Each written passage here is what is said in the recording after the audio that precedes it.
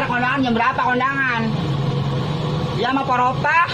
Lah sekarang kondangan sama Poropa lah banyak banget. Sekarang lagi pada zamannya, pada kondangan, pada musimnya udah pada ramean orang.